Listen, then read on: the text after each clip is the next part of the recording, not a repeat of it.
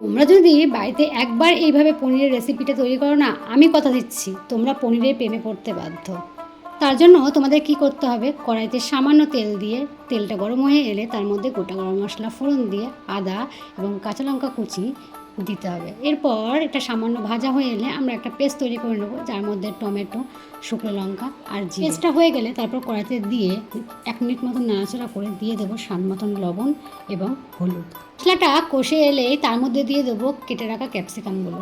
হ্যাঁ, এই ক্যাপসিকামগুলো কিন্তু আমাদের খুব বেশি কষানোর প্রয়োজন নেই। মশলাটা কষে যখন তেল ছেড়ে দেবে তখন তার মধ্যে দিতে হবে কিছুটা পরিমাণে কাসুরি মেথি পাতা আর সামান্য চিনি।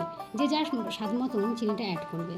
তারপর আর কি, মশলাটা যখন কষে আসবে তার মধ্যে দিয়ে দেবো গ্রেট করে রাখা পনিরগুলো। তারপর সামান্য জল দিয়ে ফুটিয়ে নামানোর আগে স্বাদ মতন ঘি দিয়ে তোমরা গরম গরম রুটির সাথে পরিবেশন করো। আর হ্যাঁ, বাড়িতে অবশ্যই একদিন ট্রাই করো আর আমাকে জানিও।